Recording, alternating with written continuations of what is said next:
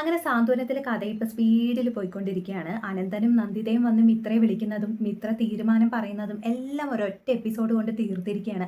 അങ്ങനെ നമ്മൾ പ്രതീക്ഷിച്ച പോലെ തന്നെ മിത്ര ദേവമംഗലം വിട്ട് എങ്ങോട്ടും വരാൻ കഴിയില്ല എന്നൊക്കെ പറഞ്ഞ് അനന്തനെയും നന്ദിതയും തിരിച്ചു പറഞ്ഞു വിടുകയാണ്. അതോടുകൂടി ആ ഒരു അവസരം മിത്രയ്ക്ക് ആര്യനോടുള്ള സ്നേഹവും ദേവമംഗലത്തെ മറ്റുള്ളവരോടുള്ള സ്നേഹവും ഒക്കെ തെളിയിച്ചു കൊടുക്കാൻ ഒരു അവസരവും കൂടെ ആവുകയാണ്. മിത്രയുടെ നല്ല നല്ല ഡയലോഗ്സും ഒക്കെ ആയിട്ട് കണ്ണ് നനയിപ്പിക്കുന്ന നല്ലൊരു എപ്പിസോഡായിരുന്നു ഇന്നലെ. അപ്പൊ ഇത് കഴിഞ്ഞ് എന്താ ഉണ്ടാവുക നോക്കാം. അപ്പൊ ഈ സംഭവങ്ങളൊക്കെ ഇവിടെ നടന്നുകൊണ്ടിരിക്കുമ്പോൾ നമ്മുടെ മീനു അകത്ത് പോയി നോക്കുകയാണ് കേട്ടോ.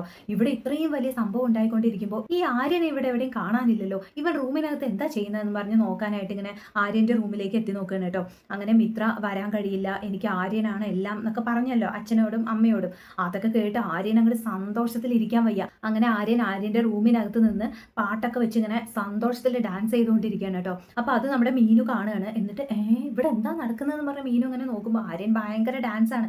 മീനുവിനെ ഒന്നും ശ്രദ്ധിക്കുന്നില്ല. അങ്ങനെ മീനു എന്ന് പറഞ്ഞ് ഇങ്ങനെ കുറച്ചു നേരം നോക്കി നിന്ന് ചിരിച്ചുകൊണ്ട് നിൽക്കുന്നുണ്ട്. അപ്പൊ അത് കഴിഞ്ഞ് അനന്തനെയും നന്ദിതയൊക്കെ പറഞ്ഞു വിട്ട ശേഷം മിത്ര അകത്തേക്ക് വരികയാണ്. അങ്ങനെ ഗോമതി മിത്രയോട് പറയുന്നുണ്ട്, ആര് വന്ന് വിളിച്ചാലും മോൾ ഇവിടെ വിട്ട് ഇറങ്ങി പോവില്ല എന്ന് എനിക്ക് നേരത്തെ അറിയായിരുന്നു എന്നൊക്കെ പറയുമ്പോൾ, അതെങ്ങനെ അപ്പച്ചി ഞാൻ ഇവിടെ നിന്ന് ഇറങ്ങി പോകുന്നത്, അപ്പച്ചി അല്ലേ എന്നെ കൂട്ടിക്കൊണ്ട് വന്നത് എന്നൊക്കെ മിത്ര പറയുന്നുണ്ട്. അങ്ങനെ ബാലൻ പറയാണ്, ആ അലോക് എന്ന് പറഞ്ഞ വൃത്തികെട്ടവൻ എൻ്റെ മോളെ കുറെ പറ്റിച്ചും വഞ്ചിച്ചും ഒക്കെ അങ്ങോട്ട് കൂട്ടിക്കൊണ്ട് പോയി. അതുപോലെയാണ് എൻ്റെ മോൻ ആര്യനെന്നാ അവര് പറഞ്ഞത്. എന്തായാലും അലോകും ആര്യനും ഒന്നല്ലാന്ന് ഇപ്പൊ അവർക്ക് മനസ്സിലായിട്ടുണ്ടാവും. കൊള്ളാം മോളെ എന്നൊക്കെ പറയുന്നുണ്ട്. അങ്ങനെ മീനു ഓടി വന്ന് മിത്രയെ കെട്ടിപ്പിടിക്കുന്നു. എന്നിട്ട് നന്നായി മോളെ, ആര്യനോട് നിനക്ക് ഇത്രയും സ്നേഹം ഉണ്ടായിരുന്നു എന്ന് സത്യത്തിൽ ഞാൻ ഇപ്പോഴാണ് മനസ്സിലാക്കിയത് എന്നൊക്കെ പറയുമ്പോൾ മിത്ര ഇങ്ങനെ ചിരിക്കുന്നുണ്ട്. എന്നിട്ട് പറയാണ്, നിങ്ങളെ എല്ലാവരെയും വിട്ട് ഞാൻ ഇങ്ങനെ ഇവിടുന്ന് പോകാനാന്നൊക്കെ പറയുന്നുണ്ട്. എന്നിട്ട് റൂമിലേക്ക് പോകുന്നു. അങ്ങനെ ആര്യൻ മിത്ര വരുന്ന സൗണ്ട് കേൾക്കുമ്പോൾ ഡാൻസ് ഒക്കെ നിർത്തി സന്തോഷമൊക്കെ നിർത്തി ഇങ്ങനെ സൈലന്റ് ആയിട്ട് നിൽക്കുകയാണ് കേട്ടോ. പിണങ്ങിയത് പോലെ അഭിനയിക്കണമല്ലോ. അങ്ങനെ മിത്ര അകത്തേക്ക് വരുന്നു. അങ്ങനെ ആര്യൻ ഇങ്ങനെ ഗൗരവമൊക്കെ അഭിനയിച്ച് ഇങ്ങനെ ഇരിക്കുകയാണ്. അപ്പം ഇത്രയും ഒന്നും മിണ്ടുന്നില്ല കേട്ടോ. ആര്യനെ ഇങ്ങനെ നോക്കിയിട്ട് സൈലന്റ് ആയിട്ട് മിത്ര അവിടെ തന്നെ ഇരിക്കുകയാണ്. അങ്ങനെ ആര്യൻ പതുക്കെ ചോദിക്കുകയാണ്, എന്തേ പോയില്ലേ, അച്ഛനും അമ്മയും വന്ന് വിളിച്ചപ്പോൾ കൂടെ പോകുന്നു എന്നാണല്ലോ പറഞ്ഞത് എന്നൊക്കെ പറയുമ്പോൾ, ആ പോയില്ല, പോണമെന്ന് തോന്നിയില്ല എന്നൊക്കെ പറയുന്നുണ്ട് മിത്ര. അങ്ങനെ ചെറിയൊരു പിണക്കമൊക്കെ അങ്ങോട്ടും ഇങ്ങോട്ടും അഭിനയിച്ച് ഇവരിങ്ങനെ ഇരിക്കുമ്പോഴാണ് നമ്മുടെ മീനു കയറി വരുന്നത് കേട്ടോ. എന്നിട്ട് ഇങ്ങനെ ചോദിക്കുന്നുണ്ട്, ഇതെന്ത് പറ്റി ആര്യന്, കുറച്ചു മുമ്പേ കണ്ട ആര്യനല്ലല്ലോ ഇപ്പൊ ഇങ്ങനെ ഇരിക്കുന്നത് എന്നൊക്കെ പറയുമ്പോൾ, കുറച്ചു മുമ്പേ കണ്ട ആര്യനോ എന്ന് ചോദിക്കുന്നുണ്ട് മിത്ര. അങ്ങനെ നീ കണ്ടില്ലല്ലോ അപ്പോഴത്തെ സീനൊന്നും, വീട്ടുമുറ്റത്ത് ഇത്രയും വലിയൊരു പ്രശ്നം നടന്നുകൊണ്ടിരിക്കുന്നു, ഈ ആര്യൻ റൂമിനകത്ത് എന്താ ചെയ്യുന്നതെന്ന് നോക്കാൻ വന്നപ്പോൾ ഞാനിവിടെ കണ്ട കാഴ്ച എന്താണെന്ന് നിനക്ക് അറിയോ മിത്രേ, ആര്യൻ ഇവിടെ ഭയങ്കര സന്തോഷത്തിൽ പാട്ടൊക്കെ വെച്ച് ഡാൻസ് ചെയ്യായിരുന്നു എന്നൊക്കെ പറയുമ്പോൾ ആര്യൻ ഇങ്ങനെ, ഓ ഏട്ടത്തി കണ്ടോ എന്നൊക്കെ പറഞ്ഞ് ഇങ്ങനെ ചമ്മി നിൽക്കുകയാണ്. അങ്ങനെ മിത്ര എന്ന് പറഞ്ഞ് ആര്യനെ ഇങ്ങനെ നോക്കുന്നുണ്ട്. അങ്ങനെ ആര്യൻ ഇങ്ങനെ ചമ്മി ഇരിക്കുന്നു. മിത്ര, ആണോ ആര്യൻ ഡാൻസ് ചെയ്തുന്നോ, ആണോ മീനു ചേച്ചി എന്നൊക്കെ പറഞ്ഞ് മിത്ര ചോദിക്കുന്നുണ്ട്. ആര്യൻ ഇങ്ങനെ ചമ്മി ഇരിക്കുന്നുണ്ട്. അങ്ങനെ മീനു ഇവരോട് കുറെ കാര്യങ്ങൾ സന്തോഷത്തിൽ പറയാണ്, നിങ്ങൾ ഇത്രയധികം പരസ്പരം സ്നേഹിക്കുന്നുണ്ടെന്ന് ഞാൻ ഇപ്പോഴാണ് മനസ്സിലാക്കിയത്. അന്ന് അപ്പച്ചി നിങ്ങളെ തമ്മിൽ വിവാഹം കഴിപ്പിച്ചപ്പോൾ ഇതൊരു തെറ്റായ തീരുമാനമാണെന്ന് ഞാൻ ഒരുപാട് പറഞ്ഞതാണ് അപ്പച്ചിയോട്. പക്ഷെ ഇപ്പോൾ അത് അങ്ങനെയല്ലായിരുന്നു.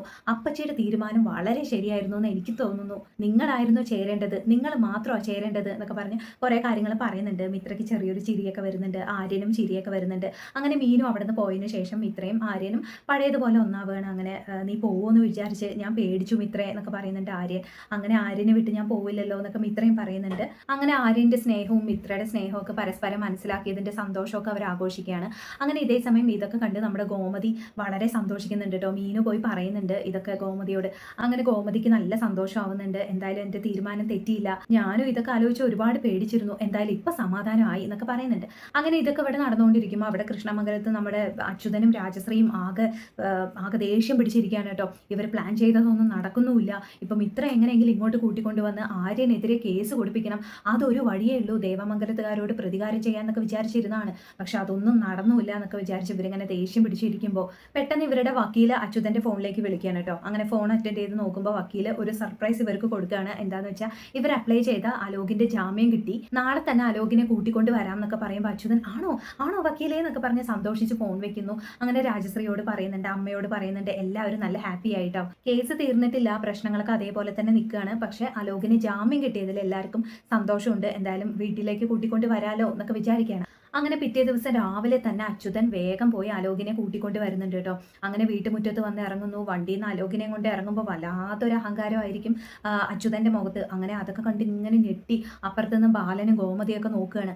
അങ്ങനെ അച്യുതൻ ഇവിടുന്ന് അലോകിനെ എങ്ങനെ ചേർത്ത് പിടിച്ച് ഇവരെങ്ങനെ നോക്കുന്നുണ്ട്. അങ്ങനെ എൻ്റെ മോനെ ഞാൻ പുറത്തിറക്കി കണ്ടില്ലേ എന്നൊക്കെ പറഞ്ഞ് അങ്ങനെയുള്ളൊരു അഹങ്കാരത്തിൽ അച്യുതൻ ഇങ്ങനെ അലോകിനെയും കൂട്ടി വീട്ടിനകത്തേക്ക് വരികയാണ്. ആരതിയെ കുഴിഞ്ഞ് അലോകിനെ വീണ്ടും വീട്ടിനകത്തേക്ക് സ്വീകരിക്കുന്നു. നോക്കുമ്പോൾ അലോക ആകെ മാറിപ്പോയിരിക്കുകയാണ് കേട്ടോ. ആളാകെ മാറി, ആകെ സൈലൻ്റായി. പഴയൊരു വാശിയോ പ്രതികാരമോ ഒന്നും അലോകിൻ്റെ മുഖത്തില്ല. ആകെ ഒരു കുറ്റബോധമാണ്. അപ്പോൾ ജയിലിൽ മര്യാദയ്ക്ക് ഫുഡൊന്നും കിട്ടിയില്ലല്ലോ, നീ ആകെ മെലിഞ്ഞു പോയി, ക്ഷീണിച്ചു പോയി എന്നൊക്കെ എല്ലാവരും പറയുന്നുണ്ട്. അങ്ങനെ ഫുഡൊക്കെ കൊടുക്കുന്നു.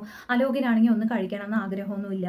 ആകെ ഒരു സൈലൻ്റായി ഇരിക്കുകയാണ്. അപ്പോൾ വീടിനകത്ത് തന്നെ ഇരിക്കണ്ട, പുറത്തേക്കൊക്കെ വന്നാലേ പഴയതുപോലെ ഒന്ന് കൂളാവാൻ പറ്റുള്ളൂ എന്നൊക്കെ പറഞ്ഞ് ധർമ്മനും അച്യുതനും അനന്തനൊക്കെ പുറത്തേക്കൊക്കെ വിളിക്കുന്നുണ്ട്. പക്ഷെ അലോകിന് എങ്ങോട്ടും വരാനൊന്നും താല്പര്യമില്ല, വീടിനകത്ത് തന്നെ ഇരിക്കുകയാണ് കേട്ടോ. അങ്ങനെ അലോകിൻ്റെ ഈ ഒരു അവസ്ഥ കാണുമ്പോൾ, ഈ ഒരു മാറ്റവും ഒക്കെ കാണുമ്പോൾ നമ്മുടെ രാജശ്രീക്കും നന്ദിതയ്ക്കും അമ്മയ്ക്കൊക്കെ നല്ല സങ്കടമാവുന്നുണ്ട് കേട്ടോ. അങ്ങനെ ഇതേക്കുറിച്ച് ദേവമംഗലത്ത് ഒരു ചർച്ച നടക്കുന്നു. അലോകിന് ജാമ്യം കിട്ടിയത് എന്തായാലും നന്നായില്ല, ഇനിയിപ്പോൾ ഇതിനൊക്കെ അവൻ പ്രതികാരം ചെയ്യാണെന്നും പറഞ്ഞ് എന്തൊക്കെയാണോ അവ കാണിച്ചു കൂട്ടാൻ പോകുന്നതെന്നൊക്കെ പറഞ്ഞ് ഇവിടെ എല്ലാവരും പേടിച്ചിരിക്കുകയാണ്. അനുവിനൊക്കെ ആകെ പേടിയായിട്ട് വയ്യ. അപ്പം നമ്മുടെ മിത്ര വന്ന് പറയാണ്, ഇനി അലോക് അങ്ങനെയൊന്നും ചെയ്യുമെന്ന് എനിക്ക് തോന്നുന്നില്ല, അവന് നല്ല മാറ്റമുണ്ട്, എന്തൊക്കെയോ ഒരു കുറ്റബോധവും വിഷമമൊക്കെ അവൻ്റെ മുഖത്ത് ഞാൻ കണ്ടു. എനിക്ക് തോന്നുന്നത് അവൻ ഇനി പഴയതുപോലെയൊന്നും ആവില്ലെന്നാ. ജയിലിൽ കിടന്ന് അവൻ ഒരുപാട് മാറിയിട്ടുണ്ട് എന്നൊക്കെ പറയുമ്പോൾ മാറിയാൽ അവന് കൊള്ളാം എന്നൊക്കെ ബാലനും ഗോമതിയൊക്കെ പറയുന്നുണ്ട്. അങ്ങനെ അതൊക്കെ കഴിഞ്ഞ് ഗോമതി അമ്പലത്തിലേക്ക് പോകുന്നു. അവിടെ നമ്മുടെ ഇന്ദിരാമ്മയെ കാണുന്നുണ്ട് കേട്ടോ. അങ്ങനെ മോളെ ഗോമതി, നിന്നെ കാണാനാ ഞാൻ ഇങ്ങോട്ട് വന്നത് എന്നൊക്കെ പറയുന്നുണ്ട്. അങ്ങനെ ഗോമതി അമ്മയോട് പറയണ, എന്താ അമ്മേ കൃഷ്ണമംഗലത്തെ വിശേഷങ്ങൾ, അലോക് തിരിച്ചു വന്നിട്ട് അമ്മ ഹാപ്പി ആയി കാണുമല്ലോ എന്നൊക്കെ ചോദിക്കുമ്പോൾ, അതേ മോളെ, അവിടെ ഇപ്പോൾ നല്ല സമാധാനമുണ്ട്. പക്ഷേ കേസൊന്നും കഴിഞ്ഞില്ലല്ലോ, പ്രശ്നങ്ങൾ തീർന്നു എന്ന് പറയാൻ പറ്റില്ലല്ലോ. തൽക്കാലം അലോകിനെ വീട്ടിലേക്ക് കൊണ്ടുവന്നു എന്നല്ലേ ഉള്ളൂ, വീണ്ടും ജയിലിലേക്ക് പോകേണ്ടി വരില്ല എന്ന് ആര് കണ്ടു. പ്രശ്നങ്ങളൊക്കെ അതേപോലെ നിൽക്കുകയല്ലേ മോളെ എന്നൊക്കെ പറയുമ്പോൾ, എന്ത് ചെയ്യാനാ അമ്മേ, അലോകിൻ്റെ ഈ അവസ്ഥയിൽ എനിക്കും ചെറിയൊരു സഹതാപമൊക്കെ തോന്നുന്നുണ്ട്. പക്ഷെ അവൻ എന്തൊക്കെയാണ് എൻ്റെ മോളോട് ചെയ്തത്, അതിനു മുമ്പ് എന്നോടും മീനുവിനോടൊക്കെ അവൻ എന്തൊക്കെയാ ചെയ്തു കൂട്ടിയത്, അതൊന്നും അമ്മ മറന്നിട്ടില്ലല്ലോ. അതൊക്കെ ഞങ്ങൾ ക്ഷമിച്ചു. പക്ഷെ ഇപ്പോൾ അനുവിനോട് ചെയ്തത്, ഇത് ഞങ്ങൾക്ക് ക്ഷമിക്കാൻ പറ്റില്ലായിരുന്നു അമ്മേ. അതുകൊണ്ടാ കാര്യങ്ങൾ ഇതുവരെ എത്തിയത്. അലോകിന് ചെറിയൊരു ശിക്ഷ കൊടുക്കണം, അവൻ ചെയ്ത തെറ്റ് എത്രമാത്രം വലുതാണെന്ന് അവന് ബോധ്യപ്പെടുത്തി കൊടുക്കണം, അത് മാത്രമേ ഞങ്ങൾ ആഗ്രഹിച്ചുള്ളൂ എന്നൊക്കെ പറയുമ്പോൾ ഇന്ദിരാമ്മ പറയാണ്, എന്നാലും മോളെ, അവൻ ജയിലിൽ കിടന്ന് ഒരുപാട് അനുഭവിച്ചു. അവൻ ചെയ്ത എല്ലാ തെറ്റിനും ചേർത്തുള്ള വലിയ ശിക്ഷ അവൻ ഇപ്പൊ തന്നെ അനുഭവിച്ചു കഴിഞ്ഞു. മാത്രമല്ല അവൻ ഇപ്പൊ ആളാകെ മാറി. ഇപ്പൊ പഴയതുപോലെ അനുവിനോടോ നിങ്ങളോടോ ആരോടും അവൻ ഒരു ദേഷ്യമോ പകയോ ഒന്നുമില്ല. അവൻ ആകെ കുറ്റബോധമാ മോളെ. അവൻ എന്നോട് നേരിട്ട് പറഞ്ഞു, അനുവിനോട് ചെയ്ത തെറ്റിനൊക്കെ അവൻ ഇപ്പൊ കുറ്റബോധം ഉണ്ടെന്ന്. അച്യുതന്റെ വാക്ക് കേട്ട് അവൻ എന്തൊക്കെയോ ചെയ്തു. പക്ഷെ ഇപ്പൊ അലോക് ഒരുപാട് മാറി മോളെ. ഇനി അലോകിന്റെ കാര്യത്തിൽ ചെറുതായിട്ടൊന്ന് ആലോചിച്ചൂടെ? മോള് ബാലനോട് പറഞ്ഞ് ആ കേസ് പിൻവലിപ്പിക്കാൻ എന്തെങ്കിലും വഴിയുണ്ടോ എന്ന് ചോദിക്കണം. അലോക് കാരണം ഇനി നിങ്ങൾക്ക് ആർക്കും യാതൊരു ബുദ്ധിമുട്ടും വരില്ല, അതിന് ഞാൻ ഉറപ്പ് തരുന്നു എന്നൊക്കെ പറഞ്ഞ് അമ്മ കുറേ സംസാരിക്കുന്നുണ്ട്. അപ്പോൾ ഗോമതി എന്തായാലും കഴിയൊഴിയാണ് കേട്ടോ. കാരണം ഈ കാര്യത്തിൽ എനിക്ക് തനിച്ചൊരു തീരുമാനം എടുക്കാൻ പറ്റില്ല അമ്മേ, ഇതൊക്കെ ബാലേട്ടൻ്റെ തീരുമാനമായിരുന്നു. ഞാൻ വേണമെങ്കിൽ ബാലേട്ടനോടൊന്ന് സംസാരിച്ച് നോക്കാം, അല്ലാതെ മറ്റൊന്നും എനിക്കായിട്ട് ചെയ്യാൻ കഴിയില്ല. ബാലേട്ടൻ്റെ മനസ്സ് മാറാനായിട്ട് അമ്മ പ്രാർത്ഥിക്കുക എന്നൊക്കെ പറഞ്ഞ് ഗോമതി അവിടെ നിന്ന് പോവാണ്. അങ്ങനെ ഇതേപോലെ ഇനി പതുക്കെ പതുക്കെ ഓരോരുത്തരായിട്ട് വന്ന് ഗോമതിയോടും ബാലനോടും അനുവിനോടൊക്കെ സംസാരിച്ച ശേഷം അനു അടുത്ത ഹിയറിങ്ങിന് കേസ് പിൻവലിക്കാൻ തന്നെയാണ് പോകുന്നത്. അപ്പോൾ അതിനുള്ളിൽ കഥ ഇങ്ങനെ സ്പീഡിൽ പോയിക്കൊണ്ടിരിക്കുമ്പോൾ ആ ഫ്ലോയിൽ തന്നെ അതേ സ്പീഡിൽ തന്നെ ഈ ഉദയഭാനുവിനെ കുറിച്ചുള്ള കാര്യങ്ങൾ കൂടെ പുറത്ത് വന്നാൽ നന്നായിരിക്കും അല്ലേ? എല്ലാവരും എല്ലാം അറിയുന്നത് പോലെ നമ്മുടെ ആനന്ദും ഒരു കെണിയൊക്കെ ഒരുക്കി കാത്തിരിക്കാൻ തുടങ്ങിയിട്ട് കുറേ നാളായി. ഇതുവരെ ആ കെണിയിൽ ഉദയഭാനു വന്ന് വീണിട്ടില്ല. ഇനിയിപ്പോൾ ഒരൊറ്റ തവണ കടയിൽ നിന്ന് പണം മോഷ്ടിക്കാൻ ആൾ വന്നാൽ മതി, അതോടുകൂടി എല്ലാം പുറത്താകും. അപ്പോൾ ഇപ്രാവശ്യം ആനന്ദ് കാണാതെ ഇത് ആകാശോ മറ്റാരെങ്കിലും കണ്ടാൽ കുറച്ചുകൂടെ നന്നായിരിക്കും തോന്നുന്നു അല്ലേ? എന്തായാലും അത് ഇങ്ങനെ ഒളിപ്പിച്ച് വെക്കാതെ പെട്ടെന്ന് പുറത്ത് വരികയാണെങ്കിൽ കഥ വേറൊരു ട്രാക്കിലേക്ക് പോവുകയാണെങ്കിലൊക്കെ നന്നായിരിക്കും അല്ലേ? അപ്പോൾ നമുക്ക് കാത്തിരുന്ന് കാണാം. Thank you, by.